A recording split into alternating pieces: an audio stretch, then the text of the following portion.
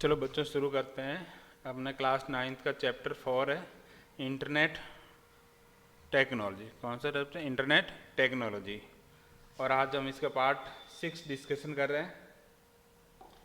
और 6 के अंदर क्या है ना, आईपी एड्रेस और यूआरएल। आज हम किसके बारे में पढ़ेंगे? आईपी एड्रेस और यूआरएल के बारे में। IP address and URL. सबसे पहले यूआरएल। देखो यूआरएल की फुल फॉर्म क्या होती है? Uniform resource locator. यूआरएल की फुल फॉर्म क्या होती है? Uniform resource locator. तो ये होता क्या है? ये वेब पता होता है। देखो इंटरनेट पर अगर आप किसी वेब पेज को या किसी वेबसाइट को खोजना चाहते हो तो उसके लिए हमें उस वेबसाइट का क्या चाहिए होता है? एड्रेस चाहिए, या हमें क्या चाहिए? उस वेबसाइट का पता चाहिए कि वो वेबसाइट कहाँ पर है या फिर क्या लिखने पर प्राप्त होगी। तो उसके लिए हम प्रत्येक वेबसाइट का क्या होता है? एक यूआरएल होता है। क्या होता है? एक यूआरएल, जिसकी फुल फॉर्म क्या है? Uniform resource locator. वह वेब पता होती है। क्या होता है? एक वेब पता होता है जिसमें किसी वेबसाइट तक पहुंचने के लिए ब्राउज़र पर लिखा जाता है। यदि हम किसी वेबसाइट पर पहुंचना चाहते हैं तो हमें ब्राउज़र पर एक पता लिखना होता है जिसे हम कहते हैं यूआरएल। जिसे हम क्या कहते हैं? URL, uniform resource locator. प्रत्येक वेबसाइट का एक यूआरएल होता है। जितनी भी वेबसाइट होती हैं प्रत्येक का क्या होता है? एक यूआरएल होता है। अपन उदाहरण के लिए देखते यूआरएल देखते हैं। http 2 बार फॉरवर्ड चलेत राज एजुकेशन बोर्ड .rajasthan.gov.in। यूजर को माध्यमिक शिक्षा बोर्ड राजस्थान की वेबसाइट पर ले जाएगा। यदि हम वेब ब्राउज़र हैं और वहाँ पर अगर ये http अगर ये एड्रेस टाइप करते हैं सर्च बॉक्स के अंदर, तो हम कहाँ पर चला जाएगा? यूजर कहाँ पर चला जाएगा? माध्यमिक शिक्षा बोर्ड राजस्थान की ऑफिशियली वेबसाइट के ऊपर चला जाएगा। यूआरएल रिसोर्स के बारे में पूरी सूचना रखता है। जो यूआरएल है, जो वेबसाइट है, उसे संबंधित जितने भी रिसोर्स हैं उन सभी के बारे में ये क्या रखता है? अपने पास जानकारी रखता है। ये वेब ब्राउज़र के द्वारा वर्ल्ड वाइड वेब पर किसी डॉक्यूमेंट या पेज से जोड़ने का काम करता है। तो ये क्या काम करता है कि वर्ल्ड वाइड वेब पर किसी भी डॉक्यूमेंट है या वेब पेज है उसको आपस में किसके द्वारा जोड़ा जाता है? वेबसाइट के द्वारा। वेबसाइट के द्वारा जोड़ा जाता है। ये वेब ब्राउज़र के द्वारा वर्ल्ड वाइड वेब पर किसी डॉक्यूमेंट या पेज को जोड़ने का काम करता है। इसमें आपको ये भी पता नहीं होता कि रिसोर्स भौतिक रूप यानी फिजिकली रूप से कहाँ पर स्थित है। जब आप ये एड्रेस टाइप करते हो, कौन सा? ये माध्यमिक शिक्षा बोर्ड राजस्थान की अगर ये एड्रेस यूआरएल पे टाइप करते हो तो इसकी वेबसाइट है वो आपके ब्राउज़र के अंदर प्रदर्शित हो जाएगी। लेकिन आपको ये थोड़ा ही पता है कि ये कौन से कंप्यूटर किस सर्वर पर ये वेबसाइट रखी गई है। हम तो केवल ये एड्रेस टाइप करते हैं और इससे संबंधित जो रिसोर्स है, जो डेटा है, वो जहाँ कहीं पर भी हो वो हमारे वेब ब्राउज़र के ऊपर क्या हो जाते हैं? प्रदर्शित हो जाते हैं। अब देखो, हम एक राजस्थान बोर्ड की साइट है, इसको अच्छी तरह समझते हैं कि इस साइट के अंदर कौन कौन से पार्ट, जो वेबसाइट है उसके अंदर कौन कौन से पार्ट होते हैं। देखो सबसे पहला पार्ट होता है, यहाँ तो लिखा हुआ है HTTPS। तो ये होता है प्रोटोकॉल। क्या होता है? प्रोटोकॉल। ठीक। उसके बाद में जो यहाँ से लेकर www.rajasthan.board.gov.in, तो ये क्या है? ये उस वेबसाइट का जो सर्वर है जहाँ पर ये वेबसाइट रखी गई है या इसके जो डेटा रखे गए हैं उस सर्वर का क्या है? नाम है। उस सर्वर का क्या है? नाम। और जैसे सिंगल स्लैश आके बाद में जो कुछ भी लिखा जाता है ये उस फाइल या उस डायरेक्टरी का क्या होता है? नाम होता है। किसका नाम होता है? या तो उसको फाइल है उसका नाम होगा या फिर जो डायरेक्टरी है उसका यहाँ पर क्या होता है? नाम मेंशन किया जाता है। तो समझ में आ गया? तो सबसे पहले जो HTTPS है ये तो क्या है? प्रोटोकॉल है। उसके बाद में क्या आता है, सर्वर का नाम, और सर्वर के नाम के बाद में क्या आता है लास्ट के अंदर, फाइल या डायरेक्टरी का पाथ यानी रास्ता। अगर अपन सर्वर के नाम की बात करें तो ये भी 3 भागों में डिवाइड होता है। सर्वर नाम भी कितने भागों में डिवाइड होता है, 3। एक तुम जो यहाँ पर देख रहे हो www, यानी 3 बार W है, ये होता है सब डोमेन। क्या होता है, सब डोमेन। और राज्य एजुकेशन बोर्ड राजस्थान, तो ये जो यहाँ तक का है इसको हम कहते हैं डोमेन। क्या कहते हैं, डोमेन। और जो अंतिम वाला है जिसे gov.in, ये क्या होता है, ये डोमेन ही है, पूरा एक ही डोमेन है। लेकिन अगर हम अलग अलग भाग में डिवाइड करते हैं, जो प्रारंभिक वाला तो सब डोमेन हो गया, बीच वाला डोमेन हो गया, और लास्ट में जो gov.in है इसे हम कहते हैं top level domain. Top level domain, इस डोमेन के द्वारा हम पता कर सकते हैं कि ये वेबसाइट किस प्रकार की है, ये वेबसाइट किस प्रकार की, यानी किसी संस्था की है, किसी व्यावसायिक संगठन की है, यानी कमर्शियल है, वो हमें इस अंतिम, जैसे gov, यानी इसका मतलब ये वेबसाइट गवर्नमेंट की है। किसकी है, गवर्नमेंट की है। और .in के बाद में ये होता है कंट्री कोड। क्या होता है, कंट्री कोड, यानी किस देश की वेबसाइट है। जैसे IN लगा, ये किस देश की वेबसाइट है, इंडिया की। देखो समझो, इसमें URL का प्रथम भाग अर्थात कॉलन से पूर्व का भाग एक्सेस करने के विधि को बताता है। जो ये भाग है, कौन सा, ये तो कलर चेंज कर लेते हैं।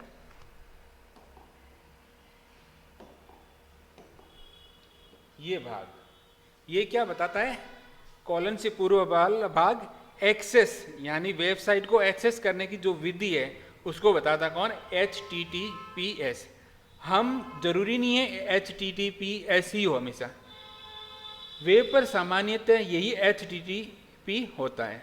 वेब पर सामान्यतः क्या लिखा होता है, HTTP लिखा होता है। और अगर आप सिक्योर होगा तो इसके आगे क्या लिखा हुआ आएगा, S। इसके आगे क्या लिखा होगा, S।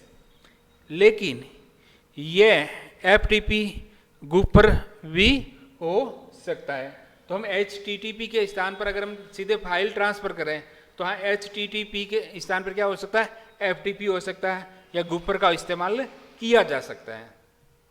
इसका द्वितीय भाग जो कॉलन के बाद का होता है, कौन सा, इस कॉलन के बाद जो 2 बार फॉरवर्ड स्लैश, रिसोर्स को बताता है। किसको बताता है, रिसोर्स को बताने, यानी जो ये नॉर्मल क्या होता है, सर्वर का नाम होता है, जो है ना कॉलन के बाद वाला जितना पार्ट है वो रिसोर्स यानी जो सर्वर है उसका नाम होता है। और सर्वर के अंदर भी वो फाइल या जो डायरेक्टरी है वो कौन सी है उसके बारे में ये डिटेल में बताता है।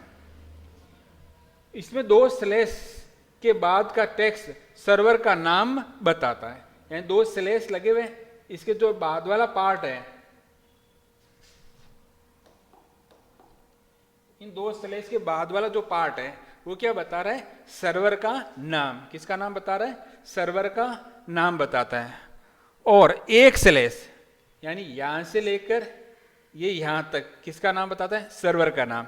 जैसे ये सिंगल स्लैश आता है, क्या आता है, सिंगल स्लैश आता है के बाद फाइल अथवा डायरेक्टरी जिससे यूजर जुड़ा हुआ है, जिससे यूजर जुड़ा हुआ है, यानी जो ये बाद वाला पार्ट है ये किसको बताता है, फाइल या डायरेक्टरी को जिसे वर्तमान में यूजर ने ओपन कर रखा है या जिसे अभी वो जुड़ा हुआ है, अग्रधर को बताता है। जो URL होता है, URL फॉर क्या, यूनिफॉर्म रिसोर्स लोकेटर, ये हमेशा केस सेंसिटिव होता है। कैसा होता है, केस सेंसिटिव। इसका मतलब ये है कि जो URL है अगर आप छोटे अक्षरों के अंदर या बड़े अक्षरों में लिखते हो, अल्फाबेट में लिखते हो, तो ये इसमें अंतर समझेगा। क्या समझेगा, अंतर। जैसे ये RAJ, इसको आप RAJ ऐसे नहीं लिख सकते, ऐसे नहीं लिख सकते, ये अलग है। और RA जो छोटे अक्षर ये क्या है, अलग है। अतः URL टाइप करते समय अपर केस, लोअर केस और जो विशेष सिंबल है उनका विशेष हमें क्या रखना होता है, ध्यान रखना होता है। इन सभी का हमें क्या रखना होता है, विशेष ध्यान रखना होता है। तो आ गया URL क्या होता है, यूनिफॉर्म रिसोर्स लोकेटर। ये क्या होता है, किसी वेबसाइट का क्या होता है, एड्रेस होता है। किसी वेबसाइट का क्या होता है, एड्रेस हो सकता है। या फिर अपन कह सकते हैं जहां पर सूचना रखी है उस सर्वर का क्या होता है, ये नाम होता है। सर्वर का क्या होता है, नाम हो गया, ठीक है। ये तो समझ आएगा। डब्ल्यू क्या है? सब डोमेन है, इसको डोमेन बोलेंगे और इसको बोलेंगे टॉप लेवल डोमेन, जिसको हम आगे डिस्कशन करेंगे। अब अगला टॉपिक है हमारे पास आईपी एड्रेस। तो इससे पहले हम थोड़ा आगे वाला पार्ट समझ लेते, फिर इसको समझते हैं। क्या पढ़ना है हमें? IP address. देखो, आईपी एड्रेस का जो निर्माण है, आईपी एड्रेस का जो निर्माण है वो किसने किया था? विंडसर्फ, जिसको हम फादर ऑफ इंटरनेट कहते हैं। जिसको क्या कहते हैं? इंटरनेट का पिता। किसको? विंडसर्फ को। देखो, ये होता क्या है? इंटरनेट से जुड़े सभी डिवाइस या कंप्यूटर का एक यूनिक एड्रेस होता है। ये क्या कह रहा है कि इंटरनेट से जुड़े हुए सभी जो डिवाइस या कंप्यूटर हैं उनका एक क्या होता है? यूनिक एड्रेस होता है। क्या होता है? यूनिक आईपी एड्रेस होता है। क्या होता है? यूनिक आईपी एड्रेस होता है, जिसे इंटरनेट सर्विस प्रोवाइडर, इसको कौन उपलब्ध करवाता है? इंटरनेट सर्विस प्रोवाइडर, यानी जो आपको इंटरनेट कनेक्शन उपलब्ध करवाता है, जिसको बोलते हैं आईएसपी। क्या बोलते हैं? आईएसपी के द्वारा दिया जाता है। तो समझ में आ गया? आईपी का इंटरनेट प्रोटोकॉल एड्रेस निर्माण किसने किया था? विंडसर्फ ने किया था। कब? जिसको हम फादर ऑफ इंटरनेट कहते हैं, जिसे हम क्या कहते हैं? Father of internet. ये कहना चाहता है कि जो इंटरनेट है, इंटरनेट से जुड़े सभी डिवाइस है या जो कंप्यूटर है, उनका क्या होता है? एक यूनिक आईपी एड्रेस होता है। सभी का क्या होता है? एक यूनिक आईपी एड्रेस होता है, जिसे कौन उपलब्ध करवाता है? Internet service provider. कौन उपलब्ध करता है? इंटरनेट सर्विस प्रोवाइडर, जिसको हम आईएसपी कहते हैं। क्या कहते हैं? आईएसपी। जैसे अगर आप मोबाइल से इंटरनेट से कनेक्ट होते हैं, तो जैसे अगर आपके पास जियो की सिम है तो आईएसपी कौन हो गया? जियो हो गया। एयरटेल है तो एयरटेल एयरटेल हो गया। बीएसएनएल है तो बीएसएनएल हो गया। क्यों द्वारा दिया था? ये दो प्रकार से दिया जा सकता है। ये क्या है? जो हम आईपी एड्रेस देते हैं किसी को, जो इंटरनेट सर्विस प्रोवाइडर किसी को आईपी एड्रेस देता है, वो दो प्रकार से दे सकता है। कितने प्रकार से दे सकता है? दो। एक तो है स्टैटिक आईपी एड्रेस। कैसा IP address? Static IP address. और दूसरा है डायनेमिक आईपी एड्रेस। जो देखो, जो नॉर्मल था किसी वेबसाइट को आईपी एड्रेस दिया जाता है ना, वो हमेशा होता है स्टैटिक आईपी एड्रेस। या जो बैंकिंग है या कोई एग्जाम करवाने वाली कंपनी है, तो उनके अंदर जो आईपी एड्रेस दिया जाता है वो हमेशा दिया जाता है स्टैटिक। कैसा दिया जाता है? स्टैटिक। यानी इसमें बदलाव, एक बार जब किसी को आईपी एड्रेस दे दिया स्टैटिक आईपी एड्रेस, तो हम वो आईपी एड्रेस किसी और को नहीं दे सकते। जबकि डायनेमिक आईपी एड्रेस क्या होता है? अगर किसी ने हमने एक आईपी एड्रेस दे दिया तो कुछ समय के बाद हम उसे दूसरा आईपी एड्रेस अलॉट कर देते हैं। जैसे अगर आप मोबाइल से अपना इंटरनेट कनेक्ट करते हो, आप देखोगे अपने जो वेब ब्राउज़र उसमें क्लिक करके चेक करना कि माई आईपी एड्रेस, और आप देखोगे कि हर 10-15 मिनट में अगर अपना आईपी एड्रेस देखोगे वो अलग अलग होगा। वो क्या होता है? अलग अलग होता है। तो डायनामिक का मतलब होता है किसी एक इंसान या एक डिवाइस को फिक्स आईपी एड्रेस नहीं दिया जाता, उसका आईपी एड्रेस हमेशा बदलता रहता है। तो उसे हम कहते हैं डायनामिक आईपी एड्रेस। समझ में आ गया?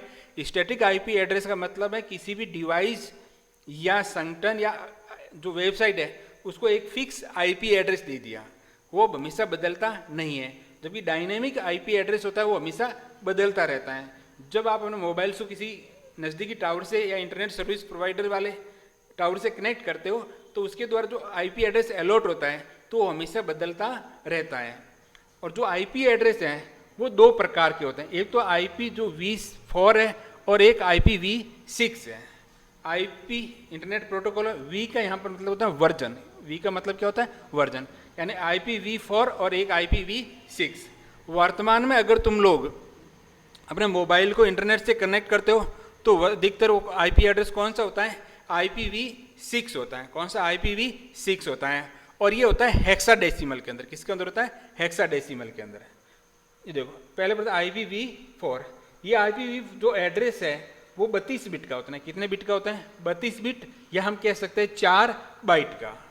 और ये एक एक बाइट के कितने समूह बने होते हैं? 4। कितने समूह बने होते हैं? 4। और इसकी जो प्रत्येक समूह जो न्यूनतम वैल्यू होती है वो 0, और इसकी जो अधिकतम वैल्यू होती है वो कितना? 255। यानी जो प्रत्येक समूह है उसकी न्यूनतम वैल्यू 0 हो सकती है और अधिकतम वैल्यू कितनी हो सकती है 255। उसी प्रकार जो IPv6 एड्रेस है उसकी साइज होती है 128 बिट अर्थात 16 बाइट। कितने 16 बाइट।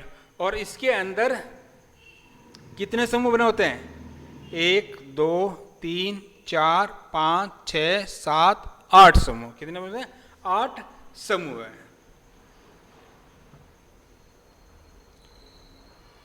ठीक है। और ये जो लिखे जाता है नंबर वो किसमें दिया है हेक्सा डेसिमल के अंदर। किसमें लिखा जाता है हेक्सा डेसिमल के अंदर। तो ये थोड़ा सा गलत है, ये नहीं है।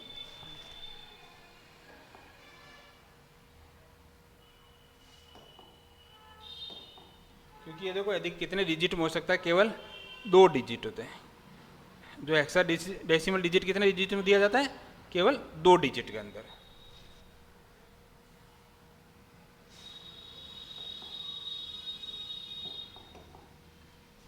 ठीक है। यानी 4-4 बिट के केवल 2 समूह हो सकते हैं। तो फिर ये भी गलत हो गया। चलो ये भी गलत है। ठीक है। अधिक कितने बिट हो सकते हैं केवल 2 बिट हो सकते हैं। यानी 2 समूह हो सकते हैं हेक्साडेसिमल के 2 डिजिट। ठीक है। तो आईपी एड्रेस का निर्माण किसने विंट सर्प ने किया था, जिसको इंटरनेट का फादर कहते हैं। और इंटरनेट से जुड़े जो जितने भी डिवाइस या कंप्यूटर हैं उनका प्रत्येक एक आईपी एड्रेस होता है, जिसे कौन उपलब्ध करवाता है इंटरनेट सर्विस प्रोवाइडर। और इंटरनेट सर्विस प्रोवाइडर हमें 2 प्रकार के एड्रेस देता है, एक तो स्टैटिक और एक देता है डायनामिक। स्टैटिक जो फिक्स होता है वो जो एड्रेस बार बार बदलता नहीं है, और जो डायनामिक एड्रेस होता है वो बार बार बदलता रहता है।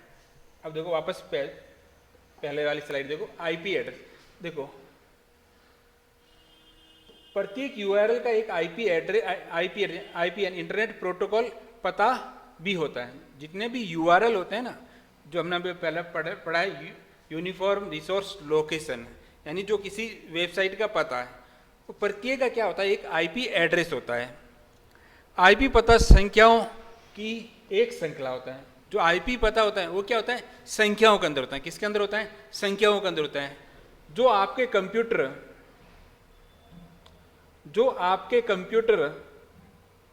को यह बताता है कि जो जानकारी आप ढूंढ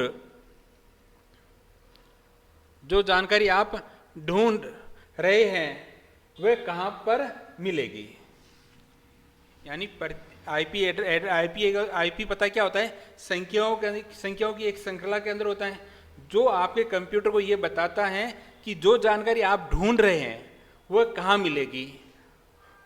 आईपी पता एक फोन नंबर की तरह होता है। आईपी नंबर क्या होता है एक फोन नंबर। अब जैसे कि आप अपने मोबाइल के अंदर कॉन्टैक्ट नंबर सेव करते हो, अगर आप सीधे मोबाइल नंबर लिखते हो तो आपको ये पता करना मुश्किल हो जाता है कि ये फ़ोन नंबर किसका है, या इस फ़ोन नंबर को मैं टाइप या डायल करता हूँ तो ये किसे लगेगा। तो उसके लिए हम क्या करते हैं, फ़ोन नंबर जिसका फ़ोन नंबर है हम उसका क्या दे देते हैं एक नाम देते हैं। हम फ़ोन नंबर याद रखने की वजह हम उसका क्या दे देते हैं एक नाम, क्योंकि किसी का नाम याद रखना क्या होता है आसान होता है। एक बहुत बड़ा और जटिल फ़ोन नंबर आईपी एड्रेस क्या है एक फ़ोन नंबर की तरह। कैसा फ़ोन नंबर है एक बहुत बड़ा और जटिल नंबर है। चूंकि आईपी पता बहुत जटिल और याद रखने में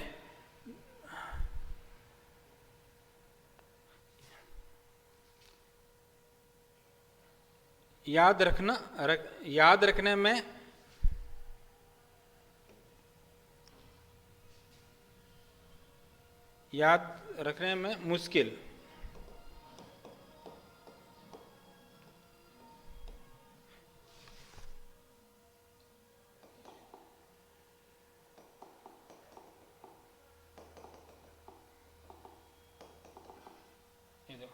आज बहुत अधिक जटिल और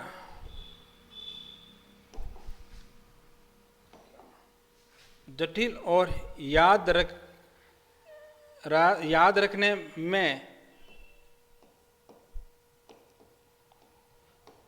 कठिन होता है, इसीलिए यूआरएल बनाए जाते हैं। जो चूंकि आईपी पता क्या होता है बहुत जटिल होते हैं और याद रखने में भी क्या होते हैं कठिन होते हैं, तो इसीलिए हम ये उसको क्या बताते हैं, यूआरएल बना, इसीलिए हम क्या बनाते हैं, यूआरएल होते हैं, क्या बनाते हैं, यूआरएल। और उस यूआरएल को आईपी एड्रेस के साथ क्या करते हैं, मैपिंग करते हैं, उस यूआरएल की आईपी एड्रेस के साथ क्या करते हैं, मैपिंग करते हैं। किसी वेबसाइट में जाने के लिए आपको आईपी पता लिखने की बजाय बस यूआरएल लिखना होता है, जिससे क्या मिल जाती, क्या सुविधा हो जाती है।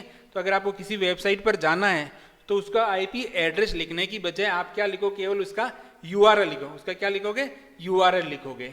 सामान्यतः आईपी पतों को निम्न विशेषताएं होती हैं।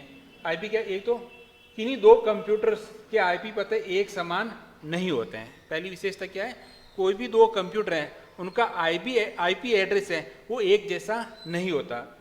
और आईपी पते विश्व स्तरीय और आदर्श होते हैं, यानी आईपी पते होते हैं वो विश्व स्तरीय होते हैं। ऐसा नहीं है कि हर कोई उस आईपी एड्रेस किसी को भी उपलब्ध करवा दे।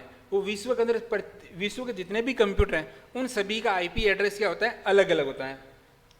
ये सभी कंप्यूटर जो इंटरनेट से जुड़े होते हैं, वे सभी कंप्यूटर जो इंटरनेट से जुड़े हुए हैं या कार्य करने के लिए एक समान योजना के अंतर्गत ही कार्य करते हैं।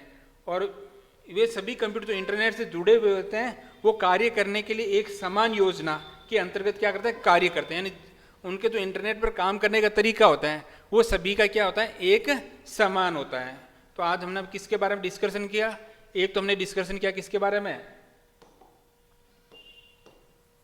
यूआरएल के बारे में, यूनिफॉर्म रिसोर्स लोकेटर। ये क्या होता है, किसी भी आईपी, किसी भी जो वेबसाइट है उसका क्या होता है, सर्वर का नाम। दूसरा है आईपी एड्रेस, क्या पढ़ा हमने, आईपी एड्रेस। तो आईपी एड्रेस क्या होता है, जैसे ये तो पता बता दिया भाई किसी सर्वर का नाम, लेकिन उसको ढूंढेंगे कैसे, तो उनका एक यूनिक आईडी होती है जिसमें क्या होता है, आईपी एड्रेस। तो आप कहोगे सर यूआरएल की जरूरत कहाँ, हम तो आईपी एड्रेस के द्वारा उस वेबसाइट को ढूंढ लेंगे। लेकिन आईपी एड्रेस याद रखने में क्या होता है, कठिन होता है, और संख्या क्या होती है, बड़ी होती है। तो हम इस आईपी एड्रेस को किस में बदल देते हैं, यूआरएल के अंदर। उम्मीद करता हूँ आपको ये क्लास समझ में आएगी। धन्यवाद।